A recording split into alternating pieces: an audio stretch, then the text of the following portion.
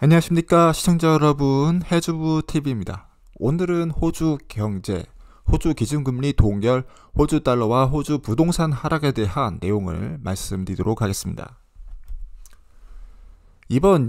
어제죠? 어제 이제 새로운 결정이 내려왔는데 호주 중앙은행이 4.1% 현재 이자율을 동결시키도록 하겠다라는 결정을 어제 내렸습니다. 그래서 4.1%가 이제 어느 정도 인플레이션을 컨트롤 하는데 이상적인 그런 이자율이다라고 생각하는 부분도 있다라고 생각하고 있고요.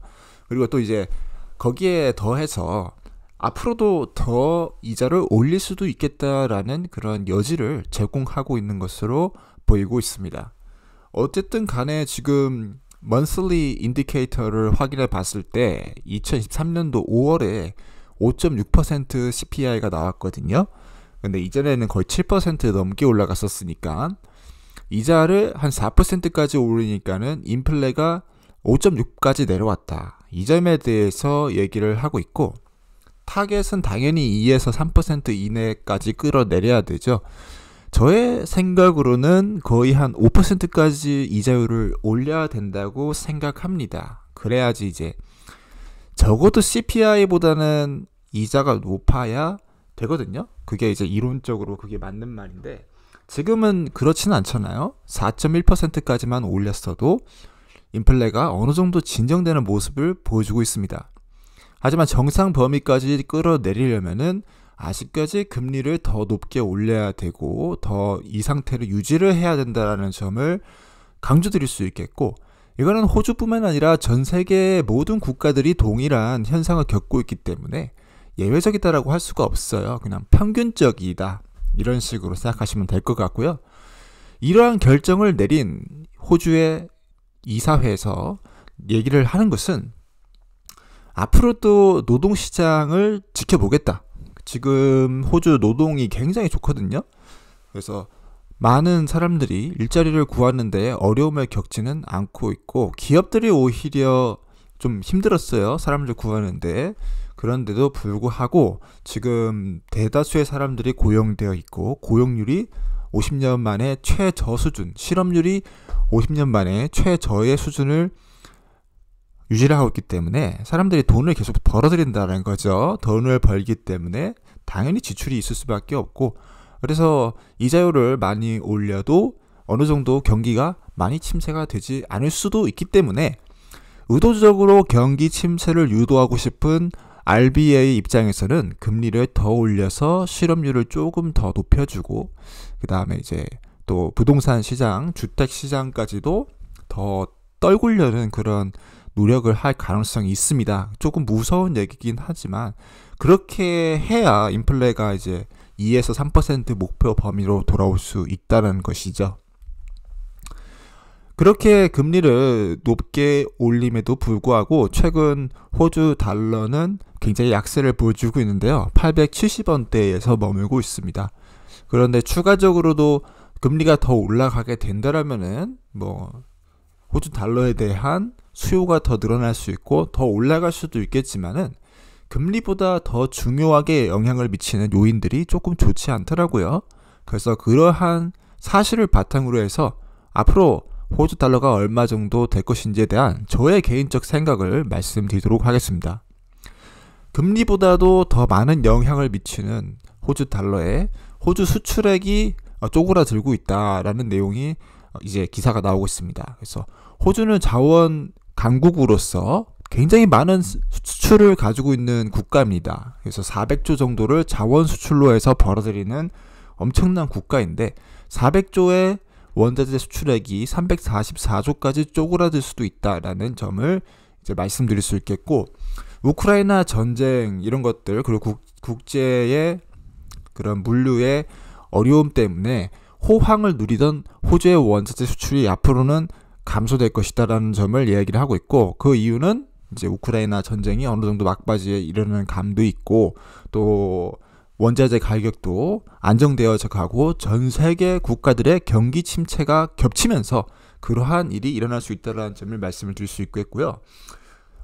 이제 분야별로 나눠서 봤을 때 액화 천연가스, 천연가스 LNG 이거 엄청 비쌌거든요. 그래서 엄청 값이 뛰어가지고 2배, 3배씩 올라갔을 때 한 80조 정도 벌었는데 이제 LNG 가격이 좀 안정화되고 여름도 오고 그런 상황이 되면서 59조까지 떨어질 수 있다. 이 점을 얘기를 할 수 있겠고, 그다음에 호주의 대표적 수출한 철광석 같은 경우도 중국의 수요 둔화로 1230억 달러에서 1100억 호주 달러까지 감소할 수 있다.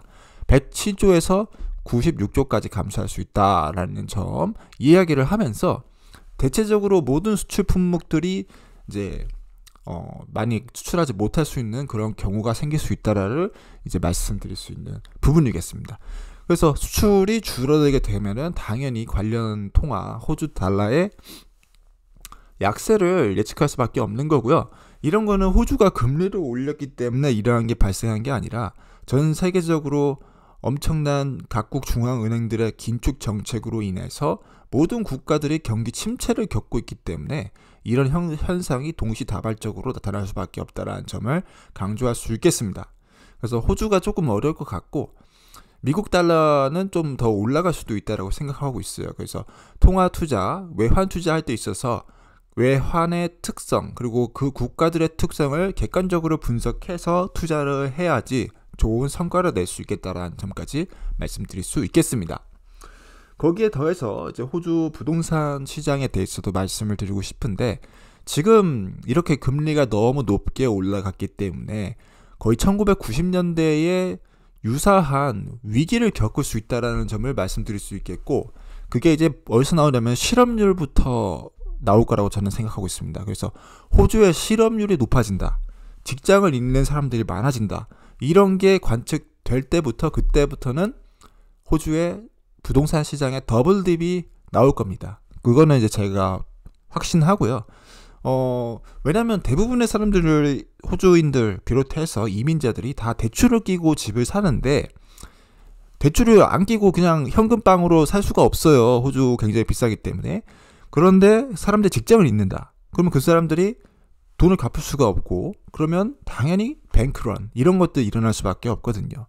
더블 딥은 일어날 수밖에 없는데 이게 어느 수준에 그리고 어느 시점에 그런 현상이 나타날까에 대해서는 시간이 더 필요하다라는 것일 뿐입니다. 그래서 앞으로 경기 침체가 일어나고 막 수출액이 쪼그라들고 전 세계적으로 금리에 시달리는 순간이 오면은 이제 그때부터는 호주 부동산도 여지없이 하락할 것이다 라는 점을 말씀드릴 수 있겠고요.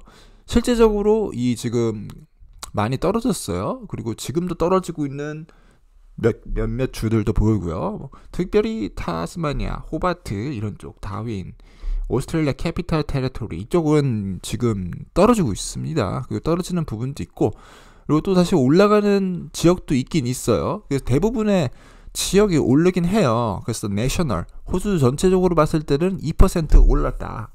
올라줬는데 내려가는 지역이 아직도 있고 그리고 이게 완전히 반등이다라는 점을 누가 확신할 수 있겠습니까? 그래서 반등하는 것처럼 보이다가 다시 더블딥으로 갈 수도 있다. 이 점에 대해서 명심을 해야 되는 부분이겠고 또 각자 지역에서도 또 각자 매물에 또 달려있겠지만은 대체적인 분위기는 아무래도 그렇게 좋지는 않을 거라고 생각을 하고 있습니다. 그래서 이런 다양한 지역들 그래프를 보시면서 앞으로 어떤 식으로 호주 부동산에 투자를 할까 이렇게 생각을 하시면 좋을 것 같고요. 시장 자체의 전반적 분위기는 그렇게 좋지는 않습니다.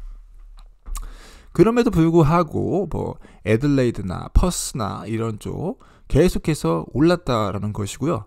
팬데믹 결국 코로나를 기준으로 나뉘죠. 코로나 기준으로 얼마나 더 올랐냐. 그래서 그런 점을 보시게 된다면은 아직도 50% 이상 증가한 지역들이 눈에 띄고 있습니다.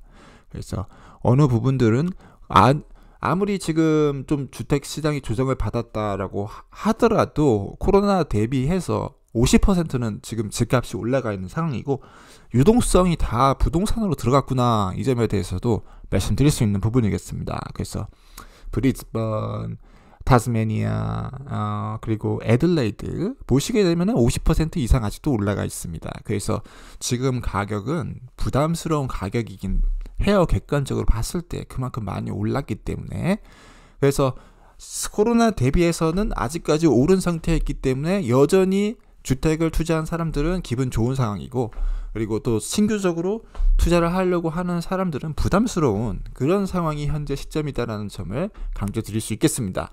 그리고 앞으로 향후 호주 부동산의 움직임은 더블딥으로 갈 가능성이 높은데, 그것도 이제 계속 지켜봐야 되는 상황이고, 글로벌 경제가 어떻게 움직이는가가 굉장히 크게 영향을 받을 것으로 보이지만은, 제가 봤을 때 세계적인 기업들 그리고 전반적인 기업들의 재정 그리고 쿼터 리포트 밸런스 시트들을 확인해 봤을 때 모든 기업이 다 재정 상황이 녹록치가 않습니다. 그래서 이제 아마 경기 침체가 제대로 오는 순간이 올 텐데, 그때부터는 여러 군데에서 위기들이 터질 것이다. 위기들이 터질 때 그런 매물들을 딱 주실 수 있는 그런 기회를 잡으시기를 바라겠습니다.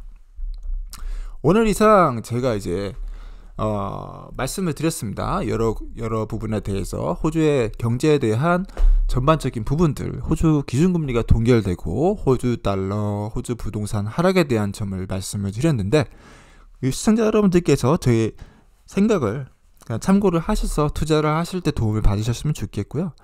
언제나 좋은 기회들은 열려있다. 시장이 나락을 가든 폭발을 하든 언제나 투자자로서 좋은 유리한 고지를 점하셔서 나쁘지 않는 성과를 거두시기를 바라겠습니다. 이상 해주부TV였고요. 시청해주셔서 고맙습니다.